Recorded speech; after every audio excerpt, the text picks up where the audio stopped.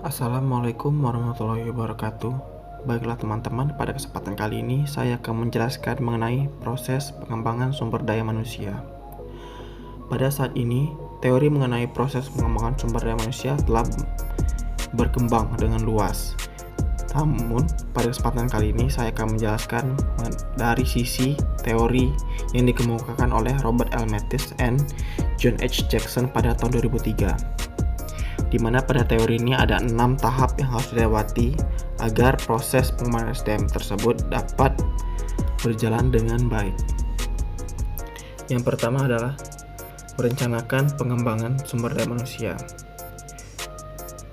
Dalam tahap ini, organisasi menganalisis, meramalkan, dan menentukan jumlah dan kualitas sumber daya manusia baik untuk kepentingan sekarang maupun yang akan datang untuk organisasi. Juga pada tahap ini organisasi perlu mengantisipasi berbagai kemungkinan perpindahan dan pergerakan pegawai dalam organisasi karena ada pegawai yang pensiun, rotasi, promosi, keluar, meninggal, dan sebagainya. Kemudian setelah merencanakan pengembangan sumber daya manusia, organisasi perlu menentukan kemampuan-kemampuan yang diperlukan dalam organisasi. Dalam tahap ini, organisasi mengidentifikasikan kemampuan-kemampuan untuk setiap jabatan, baik pelaksanaan fungsional maupun manajerial. Kemampuan-kemampuan tersebut adalah hard competencies and soft competencies. Rencanakan pengembangan sumber daya manusia. Menentukan kemampuan-kemampuan yang diperlukan, rencanakan suksesi. Memperkirakan kebutuhan pengembangan sumber daya manusia. Menentukan pendekatan pengembangan manusia, mengevaluasi keberhasilan sumber daya manusia. Kemudian kemampuan itu dibakukan dalam standar kompetensi jabatan. Selanjutnya, organisasi perlu merencanakan suksesi. Dalam tahap ini, organisasi menentukan rencana penggantian jabatan baik jangka pendek maupun jangka panjang. Karena adanya kemungkinan pensiun, rotasi, promosi, keluar, meninggal, dan sebagainya. Dari suatu penelitian yang dilakukan oleh suatu organisasi, hanya sedikit organisasi yang melakukan perencanaan suksesi, sehingga kelancaran suksesi menjadi terganggu. Orang yang tepat pada waktu yang tepat tidak tersedia. Dalam dunia sepak bola, seorang pelatih terbiasa merencanakan suksesi dengan menyiapkan backup player untuk mengantisipasi pemain-pemain yang cedera, tidak fit, dan terkena kartu merah. Setelah merencanakan suksesi, tahap berikutnya adalah memperkirakan kebutuhan pengembangan SDM. Dalam tahap ini, organisasi dapat melakukan assessment center, psikotes, evaluasi kinerja melalui metode-metode. Itu akan diketahui kebutuhan-kebutuhan pengembangan SDM, baik yang bersifat organisasi, pekerjaan, maupun perorangan. Kebutuhan ini akan menentukan desain dan delivery pengembangannya.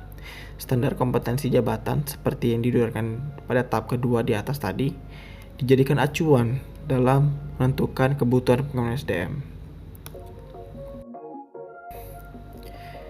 Berikutnya, organisasi perlu menentukan pendekatan pengelolaan SDM yang pada dasarnya ada dua.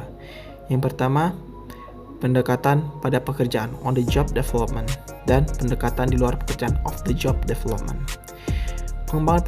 Pengembangan pada pekerjaan meliputi coaching, assignment, job rotation, online development, misalnya learning portal atau teleconference. Kemudian learning organization. Dan di pihak lain, pengembangan di luar pekerjaan terdiri atas pendidikan, pelatihan, lokakarya, seminar, septical, leave, dan outbound. Kemudian tahap yang terakhir adalah tahap evaluasi keberhasilan pengembangan sumber daya manusia. Pada tahap terakhir ini, dalam proses pengembangan sumber daya manusia, dilakukan evaluasi keberhasilan pengembangan sumber daya manusia. Dalam tahap ini, organisasi menilai sebagai seberapa jauh keberhasilan dari tahap-tahap sebelumnya. Evaluasi yang sangat penting dan mendesak adalah untuk menjawab pertanyaan esensial, apakah program perkembangan yang dilakukan telah menyiapkan dan meningkatkan kualitas SDM, khususnya untuk kepentingan suksesi pada jabatan strategik, khususnya dan semua jabatan umum. Evaluasi ini sekaligus memberikan feedback pada tahap-tahap sebelumnya, sehingga kualitas pelaksanaan setiap tahap dapat diperbaiki untuk masa mendatang. Sehingga kesimpulannya, pengembangan sumber daya manusia berkaitan dengan tersedianya kesempatan dan pengembangan belajar. Membuat program training yang meliputi perencanaan, penyelenggaraan, dan evaluasi atas program-program yang dilaksanakan. Pengembangan SDM memiliki peranan penting dalam meningkatkan kinerja dan produktivitas karyawan. Dalam melakukan pengembangan SDM, bisa dilakukan dengan menggunakan pendekatan motivasi kerja, di mana motivasi kerja merupakan dorongan yang melakukan suatu tindakan secara sadar yang muncul di dalam dan di luar diri masing-masing individu karyawan, dengan tujuan meningkatkan SDM yang unggul dan berdaya saing. Baiklah, sekian penjelasan dari saya mengenai materi proses pengembangan sumber daya manusia. Terima kasih telah menyaksikan. Sampai jumpa lagi pada video selanjutnya.